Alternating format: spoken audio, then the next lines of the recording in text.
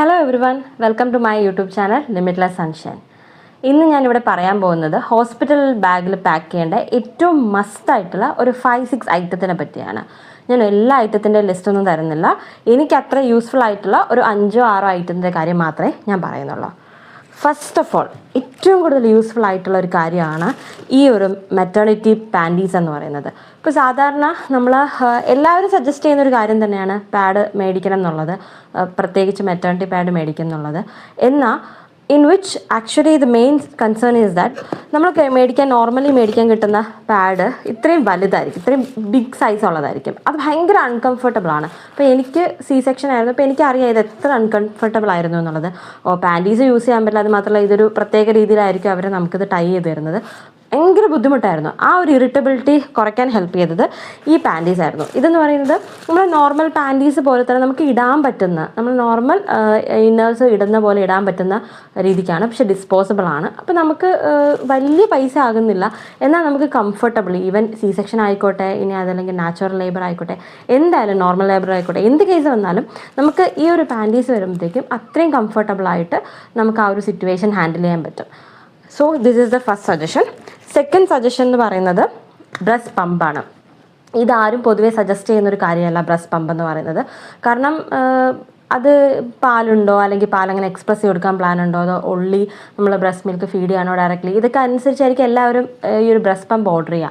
പക്ഷേ എൻ്റെ കേസിൽ ഞാൻ ഹോസ്പിറ്റലിൽ എത്തി, ഞാൻ ആഫ്റ്റർ ഡെലിവറി പാല് കൊടുത്തൊക്കെ തുടങ്ങി ഒരു 1 day കഴിഞ്ഞപ്പോഴത്തേക്കും എൻ്റെ ബ്രസ്റ്റ് ഭയങ്കരമായിട്ട് വലുതായി, എൻകോർജ്മെൻറ്റ് വന്നത്, പാൽ ഒരുപാട് പ്രൊഡ്യൂസ് ചെയ്തിട്ട്. അപ്പോൾ പെയിന് കാരണം ഞാനിങ്ങനെ രാത്രി ഫുള്ള് കരയായിരുന്നു. ഞാനും കുട്ടിയൊക്കെ ഒരുമിച്ച് ഇങ്ങനെ കരയാണ്. എൻ്റെ അമ്മ 2 പേരെ ആശ്വസിപ്പിക്കുന്നു. സോ അന്ന് ഞാൻ വിചാരിച്ചു എൻ്റെ ഇനി ഈ ഒരു ബ്രസ്റ്റ് ഫീഡിങ് ജേർണി ഫുള്ള് ഞാൻ അനുഭവിക്കേണ്ട കാര്യമാണെന്ന്. പക്ഷെ അങ്ങനെയൊന്നുമല്ല, ഇറ്റ് ഗോസ് അവേ.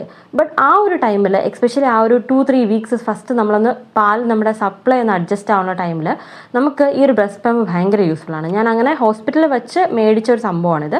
ഇത് മേടിച്ചതോടുകൂടി എനിക്ക് ഇതിൻ്റെ ഒരു ചെറിയ പ്രഷർ റിലീസ് ചെയ്യാൻ പറ്റും. അപ്പോൾ അതോടുകൂടി കുറച്ച് പെയിൻ ഒന്ന് കുറഞ്ഞു കിട്ടുമായിരുന്നു കുട്ടി കുടിക്കുമ്പോഴത്തേക്കും. അല്ലെങ്കിൽ നമുക്കിങ്ങനെ ഞരമ്പിൽ നിന്നൊക്കെ നമ്മുടെ ബ്ലഡ് വലിച്ചെടുക്കുന്നതെന്ന് പറയാൻ പറ്റില്ല. ഇപ്പം എന്താ പറയുക, നമ്മൾ ഇവിടെ നീര് വന്നിട്ട് ഇവിടെ കൂടെ നമ്മൾ ഞരമ്പിലൂടെ എന്തെങ്കിലും കുത്തി വെക്കില്ലേ, അപ്പോൾ ഉണ്ടാകുന്ന പെയിനില്ല, അതിനേക്കാളൊക്കെ എക്സ്പ്രസ് ചെയ്യാൻ പറ്റാത്ത അത്ര പെയിനാണ് അതിന്. സോ അതുകൊണ്ട് ഈ ബ്രസ്റ്റ് പമ്പ് അത്യാവശ്യമാണ്. എയ്തർ നിങ്ങൾ മേടിക്കുക, അല്ലെങ്കിൽ അറ്റ്ലീസ്റ്റ് നിങ്ങൾ മേടിക്കാൻ നോക്കി വെച്ചേക്കുക, സോ ദാറ്റ് അങ്ങനെ ഒരു സിറ്റുവേഷൻ വന്നാൽ നിങ്ങൾക്കിത് മേടിക്കാൻ പറ്റട്ടെ. Okay, this is the second thing. ഇനി തേർഡ് തിങ് എന്ന് പറഞ്ഞാൽ അതുമായിട്ട് ബന്ധപ്പെട്ട് വരുന്ന കാര്യം തന്നെയാണ് ഒരു ബ്രസ്റ്റ് പാഡാണ്. അപ്പോൾ എനിക്ക് എൻകോർജ്മെൻറ്റ് വന്നതുപോലെ തന്നെ എനിക്കതിൽ പാലപ്പം ലീക്ക് ആവുന്നുണ്ടായിരുന്നു. ഇപ്പോൾ ഒരു കുട്ടി ഒരു സൈഡിൽ നിന്ന് ലാച്ച് ചെയ്ത് കുടിക്കുമ്പോൾ മറ്റേ സൈഡിൽ പാൽ ഓൾറെഡി കൂടുതലാണല്ലോ, അപ്പോൾ അതിങ്ങനെ ഒഴുകിക്കൊണ്ടിരിക്കും. നമ്മുടെ ഡ്രസ്സിലാകുന്നു, നമ്മുടെ ഇന്നേഴ്സിലാകുന്നു, ഭയങ്കര ഇറിറ്റേറ്റിംഗ് പരിപാടിയാണ്. അന്ന് ഞാൻ ഇതൊന്നും എനിക്കറിയില്ലായിരുന്നു, ആരും ഇതിനെപ്പറ്റിയൊന്നും പറഞ്ഞിട്ടില്ലായിരുന്നു. അപ്പോൾ ഞാൻ അന്ന് തപ്പി കണ്ടുപിടിച്ച, ആലോചിച്ച് നോക്കുക, അത്രയും ബുദ്ധിമുട്ടിനിടയിലും തപ്പിയിരുന്ന് കണ്ടുപിടിച്ച ഒരു കാര്യമാണ് ഈ 2 സംഭവം, breast pump and breast pad. So ഇതൊരു ഡിസ്പോസിബിൾ ബ്രസ്റ്റ് പാഡാണ്. ഈ ഒരു ബ്രസ്റ്റ് പാഡ് പിന്നെയും ഞാൻ തുടർന്ന് കണ്ടിന്യൂ ചെയ്ത് യൂസ് ചെയ്തു. അതിനുശേഷം ഞാൻ ഡിസ്പോസിബിൾ അല്ലാത്ത വാഷ് ചെയ്തെടുക്കാൻ പറ്റുന്ന ബ്രസ്റ്റ് പാഡ് മേടിച്ചിട്ടുണ്ടായിരുന്നു. സോ ഇത് ഭയങ്കര പൈസ കുറവാണ്. എയ്തർ നിങ്ങളിത് മേടിച്ച് വയ്ക്കുക, ഓർ അതർവൈസ് നിങ്ങൾ ആ സമയമാകുമ്പോഴത്തേക്ക് ഓർഡർ ചെയ്യാൻ കണക്കാക്കി നോക്കി വെച്ചേക്കുക. ഇനി ഫോർത്ത് വൺ എന്ന് പറയുന്നത്, okay, this is important because ഞാൻ ആദ്യം വിചാരിച്ചത് ഒരു ഡയപ്പറിൻ്റെ ആവശ്യമില്ല, ഞാൻ എൻ്റെ കുട്ടീനെ ക്ലോത്ത് ഡയപ്പർ മാത്രമേ യൂസ് ചെയ്യിപ്പിക്കുള്ളൂ എന്നായിരുന്നു. എല്ലാവരെയും പോലെ ഭയങ്കര കുട്ടീനെ അത്രയും കെയർ കൊടുക്കുക, ഒരു ന്യൂ ജെൻ മോമാണ്. അപ്പോൾ ആ ഒരു രീതിക്കാണ് ഞാൻ പ്ലാൻ ചെയ്തിരുന്നത്. അതുകൊണ്ട് ഞാൻ ഇത് മേടിച്ചിട്ടില്ലായിരുന്നു. മേടിക്കാണ്ടിരുന്നിട്ട് ഞാൻ എന്താ ചെയ്തതെന്ന് വെച്ചാൽ, ഞാൻ ക്ലോത്ത് ഡയപ്പർ ഒരു 1-2 മേടിച്ച് വെച്ചു. എന്നിട്ട് അത് വെച്ച് അഡ്ജസ്റ്റ് ചെയ്യാം, അല്ലെങ്കിൽ തുണി വെച്ച് അഡ്ജസ്റ്റ് ചെയ്യുമെന്നൊക്കെ വിചാരിച്ചു. ബട്ട് എൻ്റെ അമ്മ ലാസ്റ്റ് മൊമെൻറ്റിൽ പറഞ്ഞു, ഇല്ല ഡയപ്പർ എന്തായാലും വേണമെന്ന രീതിക്ക്. അങ്ങനെ അമ്മ പറഞ്ഞിട്ട് ഞാൻ ഒരു 1-2 സെറ്റ് മേടിച്ച് വെച്ചു, ന്യൂ ബോൺ സൈസ് ഡയപ്പർ മേടിച്ച് വെച്ചു. ബട്ട് അന്ന് എനിക്ക് മനസ്സിലായി അതെൻ്റെ ലൈഫിലെ ബെസ്റ്റ് ഡെസിഷൻ ആയിരുന്നല്ലോ. കാരണം ഒന്ന്, നമ്മൾ അത്രയും വീക്കാണ്, നമ്മൾ അത്രയും ടയേർഡാണ്, അതിനിടയ്ക്കാണ് കുട്ടി ഇങ്ങനെ കണ്ടിന്യൂസ്ലി പൂപ്പിങ് പീയിങ് ഇങ്ങനെയുള്ള അവസ്ഥയായിരിക്കും. ഇതിനിടയ്ക്ക് നമുക്ക് അതിനൊന്നും പറ്റില്ല. നമ്മൾ ആ ഒരു ക്ലോത്ത് പേപ്പർ കഴുകുക, അല്ലെങ്കിൽ ക്ലോത്ത് കഴുകുക, ഇത് റിപ്പീറ്റ് ചെയ്യുക നമുക്ക് കൂടെയുള്ള ആൾക്കാർക്കോ ആർക്കും പറ്റില്ല. സോ ഒരു ഡിസ്പോസിബിൾ ഡയപ്പറാണ് ഏറ്റവും ബെസ്റ്റ് ഓപ്ഷൻ എന്ന് പറയുന്നത്.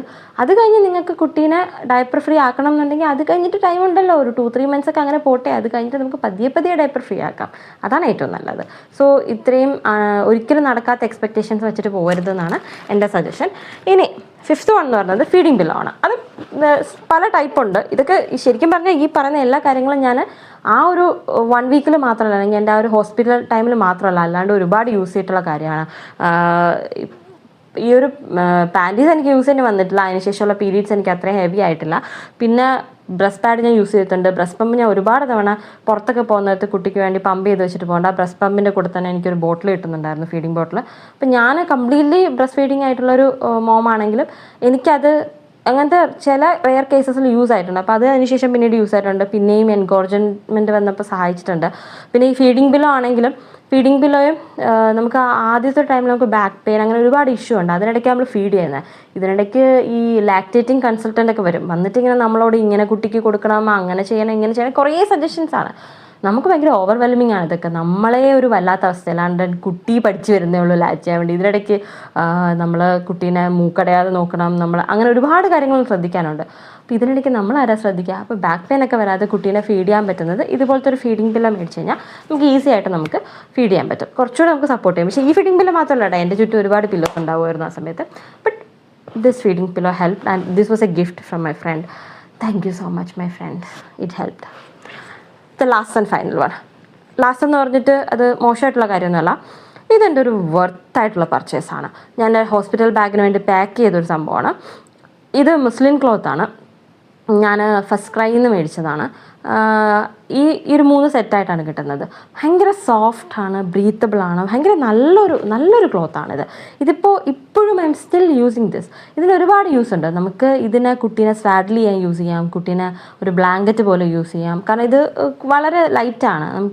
കുട്ടിക്ക് ഒരുപാട് ഹെവി ആവില്ല. കുട്ടീനെ ഒരുപാട് നമ്മളിങ്ങനെ മൂടി വെക്കാൻ പാടില്ല, അപ്പോൾ അത്ര ഹെവി ആകില്ല.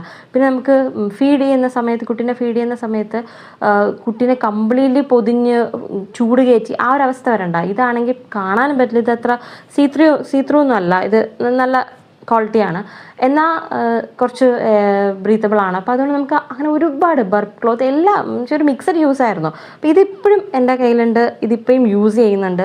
So this is the 6th one. So ഈ പറഞ്ഞ 6ഉം എനിക്ക് എന്തായാലും പറയാം, എൻ്റെ അടുത്ത് ആര് സജഷൻ ചോദിച്ചാലും ഒരു മസ്റ്റ് ബൈ പർച്ചേസാണ്. Whether you are normal or C section or anything. പ്രഗ്നൻസിക്ക് പോകുന്ന ഹോസ്പിറ്റൽ ബാഗിൽ മസ്റ്റായിട്ട് ഉണ്ടാവേണ്ട കാര്യങ്ങളാണ്. ഏതെങ്കിലും 1 2 നിങ്ങൾക്ക് മേടിച്ചില്ലെങ്കിലും അവിടെ ചെല്ലുമ്പോൾ നിങ്ങൾക്ക് ഈ ഒരു ഇഷ്യൂ വരെയാണ് ബ്രസ്റ്റ് എൻകോർജ്മെൻറ്റ്, അതായത് പാലിൻ്റെ സപ്ലൈ കൂടിയിട്ട് ഭയങ്കരമായിട്ട് വലുതായിട്ട് പെയിൻ ആവുക, കുട്ടി ലാച്ച് ചെയ്യുന്ന സമയത്ത് എക്സ്പ്ലെയിനബിൾ ആയിട്ടുള്ള പെയിനാണ്. സോ അതുകൊണ്ട് യൂസ് ആവുന്ന ഒരു കാര്യമാണ്.